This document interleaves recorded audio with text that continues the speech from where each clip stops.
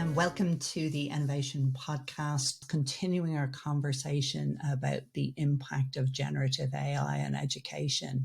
And over the last few months, as there's been all the talk about what it may do, one voice that I think has been missing a little bit from the debate has been students. So we're delighted to be joined today by Ben Foy, who is a second-year student in Business and Economics in Trinity College Dublin. Ben, welcome, and tell us, what is your view of generative AI?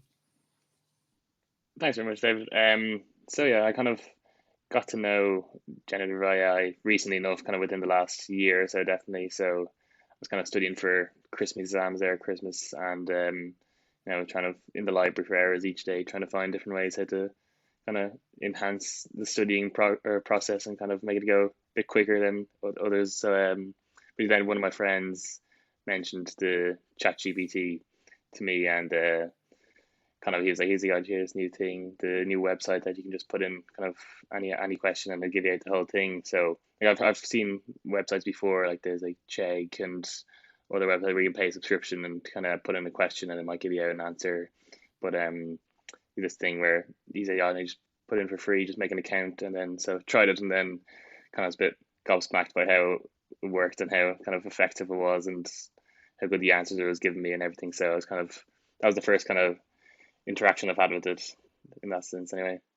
It was your first instinct to try something around economics, say, and how useful it was giving you that answer?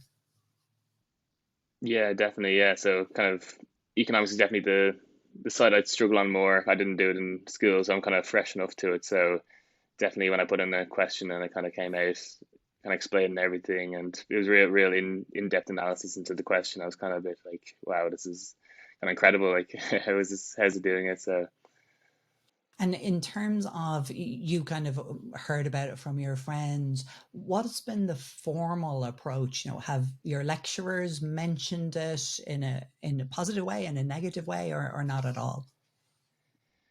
more in a negative way, I think. Definitely, I think only one lecturer that actually mentioned it. It was I'm doing a module. I think it's qualitative research. So that lecturer definitely kind of at the start of the year, they were unsure what the assessment at the end of the year was going to be based on the chat GPT. It would have been they weren't sure if it was going to be an in-person or an online, maybe MCQ or assignment. I can't remember exactly what it was, but then they weren't sure what percentage it would hold on the overall grade. So that definitely had an impact on that module anyway, that they weren't sure what they were going to do yet, just because of how new it is and what they don't really know much about it so far. And then I know I have friends in DCU as well who have told me that they like in most of their modules at the first kind of introductory lecture, they were mentioning it and all, and so kind of saying stay away from it. Like it's probably not good for you, but I don't know. That's maybe a biased opinion from the lecturer side of things. And do you think, like, is it going to have an impact immediately in courses where the assessment methods will change away from essay based to ways where lecturers will be looking to prove that you didn't use ChatGPT? Yeah, yeah. I suppose it could. Yeah, definitely. Like, again, talking about one of my friends in DCU, he was saying that one of his modules, they have an essay assignment, and at the end of the assignment, they're going to pick maybe 5 or 10 people at random, or a certain percentage of the course at random, and bring them in and ask them what they like, why they wrote about this, kind of to make sure they wrote it themselves rather than using kind of AI to write it for them. So that's definitely one thing that I suppose lecturers are catching on to anyway. I think, one of the things that crossed my mind first about it was, the analogy to a calculator, where we were originally told, you need to learn your basic maths and not use Yeah. calculators. Do you think this is the same thing, just a more modern tool that we should be looking to integrate into education rather than find ways not to use it? I think so. Yeah, I definitely think it's a positive thing for students to use. I suppose it's good to use the AI to maybe enhance your knowledge, like in studying. So rather than using it to maybe cheat, let's say, then using it to actually get better in like the studying process and get to know the topics that you're doing more. So And would you see in terms of the quality of the answers that it gives back, how accepting or how cynical would you be of an answer? Quite accepting, to be honest. From when I've used it, it gives a really real in-depth analysis of the question you put into it. Like say if I for economics, for example, it's only say if you get given to write a 200 word paragraph about a question, it'll give you a way more and kind of really go in depth about it, which is kind of good because you get the answer you want to get, then you get a whole aspect of things that you kind of didn't expect to get, and maybe go into a deeper side of things than you were expecting to. So I think it definitely benefits the student when they're using it for learning because it kind of gives you more of a in-depth analysis into the whole question, really, in my opinion. And have you heard, or are you aware of, the concerns around the fact that the generative AIs aren't particularly good at admitting when they don't know something? They have a tendency to generate something that sounds credible rather than actually admit they don't know. So you run the risk Yeah, of getting something that sounds plausible, but is completely made up. exactly. Yeah, I suppose you can't trust it 100%, but at the same time, you have to kind of give a like a good understand. You have to know a good understanding into the question yourself before you put in. Like I wouldn't put in anything if I didn't 100% didn't know what was going to come out. Like if I say I put something in that I had like a 50% knowledge of, and I could kind of read through it, I'm like that doesn't kind of sound right. Like again, I put in recently for an economics module just about I was studying economics and I was listing out graphs and like where the graph would shift to, and I was kind of reading. I was like that doesn't sound right in my head. So I just ignored that part. I was like, okay, I'm not 200% sure if I should include that. So definitely have to be careful with it, but I think you shouldn't put anything into it that you're not if you're 0% knowledge on it. I don't think you should completely trust it. If So you get me. you treat it almost in some ways as a sense check to kind of say, look, I'm Yeah, thinking this yeah, way, and it validates whether you're on the right track. exactly. Yeah, or even if you're on the right track, and then if you want to get a little bit more kind of detail into it, I suppose that's also good for that. So And in terms of, say, one of the things I've been interested in, even though we're exploring the impact on academic world, how do you see generative AI maybe helping you prepare for your next phase? So I was thinking of use cases saying, is this something that you would consider to improve, to augment your CV? Or is this something that you might use to practice before you did an interview? yeah, no, definitely. It's not only I suppose you can use it for anything more than education side of things. Like even like I'd go to the gym a lot, and I was playing around with it, and I was like put in make a workout to enhance muscle growth, and I'd give me like a set day where like to do Monday certain things, Tuesday like a workout for every day. I was kind of like blown away on that side of things. So definitely, if you want to like say if you put in um write a CV for me, and then you put in your information, I suppose it easily could do that. But at the same time, I wouldn't recommend to put in write the CV for me. Like maybe how can I enhance my CV, and it gives loads of options, and then you can kind of take that into your own personal account, and then that's how you change your CV rather than saying tell it to make me a CV, because you're then obviously not learning the skills that you need. Like maybe CV writing's a important skill in life that you need to kind of your jobs change, your personalities change over time, so you need to change that consistently in a CV. So definitely you need to understand how to write a CV, for example, rather than telling a computer to write it for you. So And I mean, I love that example of creating your personal trainer. But in terms of, yeah, say, would you see this as evolving towards having a personal tutor where you would be able to? One of the examples I've been excited about is the concept that you can ask ChatGPT to maybe rephrase a piece of content that you don't fully understand or a concept that you're not particularly comfortable with. Is that a way where you'd say, look, if you were trying to understand Keynesian economics and you didn't really get a concept, you say, look, dumb it down for me, rephrase that, give me an analogy, rather than just relying on whatever the lecturer has already given you. yeah, I think because there's definitely times where certain topics are a lot more kind of tough to get your head around than others. So definitely putting in a paragraph about, I don't know, I can't think off my head, but some difficult topic that you're studying, then you can't really get your head around. Just put it in and then ask it to, again, as you said, rephrase it. That could definitely help. And again, that's making you learn more rather than reading a paragraph you don't understand completely, and you kind of reading it, kind of, oh, I don't understand that. Kind of skim past it. So then if you copy and paste that into ChatGPT and ask it to rephrase it, that's definitely, I think that's making you learn more than you would if you read a paragraph you don't understand completely. So definitely, I think that's a possibility anyway.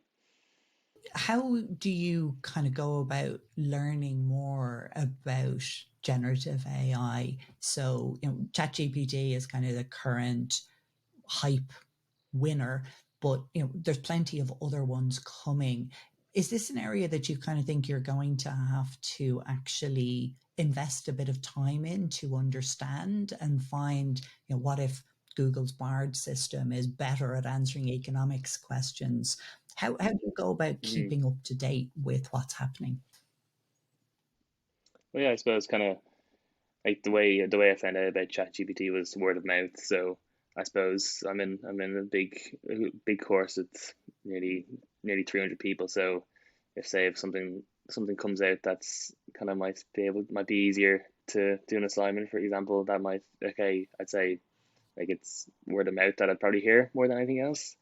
And then again, like you can try as much different websites as possible. Then I suppose you have to, again, kind of be cautious with it because you don't know exactly how accurate everything might be. So again, maybe put something in that you're kind of maybe 75% sure that you know about, and then see how they rewrite it out for you. So again, I think it's just trying. I suppose just trying and testing different websites, different generative AI, to see which one works out better for you. But at the moment, like I'm still fairly fresh to the topic of generative AI. So ChatGPT is the only one I've kind of learned about and kind of tried and tested before. So, but I'd be open to trying different ones and kind of comparing and contrasting different ones to see kind of, again, which gives you the best results, I suppose. In terms of where the technology is going, most of the emphasis in recent times has been around generative AI as it applies to text. But of course, it can be used to generate images, it can be used to generate music. Are there other areas that you think will make a difference that once people see beyond just generating text?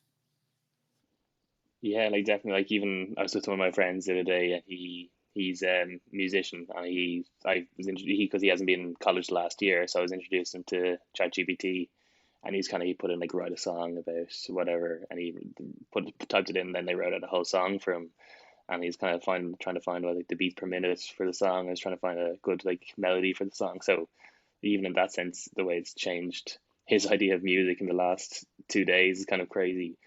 Like I'm not sure if he'd trust completely to write a top hit song, but definitely that's how it's changed his aspect of things. And then like yeah, definitely even on the education side of things, like the for economics, it only gives me a, so if I put in about some topic and it involves a graph in the answer, it only give me the text, and I wouldn't actually give me a graph, so I'd have to work out how to do the graph. Not that that's the hardest thing in the world, not that it's the worst thing ever, but like even the smallest thing of where it adds a graph, like that's even small improvement that we can make and get even better than it is. But it's kind of definitely room, plenty of ways it can still get even better and go even further, I suppose. And I think, I mean, I get the sense that you're overall reasonably positive on generative AI. And one test I always use about technologies to tell whether they're overhyped or not is, if you imagine they were taken away, would you miss it? Um, if we took generative AI away, would that be a bad thing? Not hugely, but I suppose I'm still new to it. I'm still like I haven't used it as like I've survived how many 19 years of my life without generative AI, so I suppose I could definitely live without it. And I think I suppose it just makes things a bit easier. Like say if I was researching a topic for economics, I can just type into that rather than going through loads of journal entries and stuff like that. So or journal articles, sorry, and so yeah, I suppose just kind of saves time more than anything else, where you can I suppose like the internet's so advanced, you can Google anything and go into some different websites and links and eventually find the answer. But then for like with generative AI, you can just put in the question directly, and it's like a more advanced form of Google, I suppose, where it just gives you the answer straight away rather than giving you loads of different options where you can find it. So, but I think I would survive without it, but it's just a kind of a nice thing to have where you can kind of find things easier, and then again, not fully trust it completely, like not 100% trust, but definitely make your answer kind of enhance the way you write the or answer the question, I suppose. So I think just one final question then, in terms of your perception of the technology, would you have concerns around the carbon footprint, say, the environmental impact of all the data centers that are needed to create these large language models, and the fact that the Googles, the Amazons, the OpenAIs are spending millions, if not billions of dollars developing these models. Does that play a part in your assessment of the progress? I suppose I don't know enough about the environmental effects that these companies have, like the exact details into it that I so but like sustainability is definitely something that I'd focus on. Like I wouldn't like there's some like clothes brands I wouldn't wear if I know that they're terrible for the environment or stuff like that. So or different definitely maybe brands I wouldn't use if I knew that they're kind of really bad for sustainability wise. So like definitely this is something that again I don't know the effects that they're having on the environment at the moment, but I'm sure if they're spending billions on kind of having data centers, that I'm sure it has not had a great effect. But again, I suppose that's the kind of news and information you don't hear about. I suppose it's kind of similar to most companies. They're trying to hide their deepest, darkest secrets that are kind of having a negative effect on the world. So, but yeah, like if stuff like that came out, I'm not sure if that would or affect my idea of it at all. But it's kind of, I suppose, I'm not too sure about the whole. I'm not not overly sure on the effect it's having. So, And I think in terms of knowing about these things, if there was a kind of optional module on digital literacy that explained a little bit kind of about the responsible use of generative AI, the bigger picture, the ethical questions, the privacy questions, that's something you'd bother with? Or would you be happy enough just to say, I just want to type in my economics question into ChatGPT and take the answer? I wouldn't be against doing a module around it. I suppose if you're doing a module for maybe a semester, it's maybe 4 or 5 months, you're definitely going to learn a lot more about it. And kind of, suppose if you choose not to do it, you're going to just be stuck to it in the way you know how to do it. I'm sure the module will definitely show you how you can advance your, like even example, Excel, of course, for an example. Like I know how to use Excel, but like if I did a module for 4 months about how to use Excel properly, I know that right now my knowledge is very basic compared to what it could be. So I suppose it's something similar like that where you can definitely find ways around things to do, maybe more productive ways, or and then again looking at the ethical side of things and the sustainability side of things like that. I suppose you'd also dive deeper into stuff like that. So I definitely would be open to doing something like that in the college course. Great. Well, listen, Ben, brilliant to get your opinion, see what students are thinking, what you're talking about for generative AI. So thanks for joining us today. Thanks very much.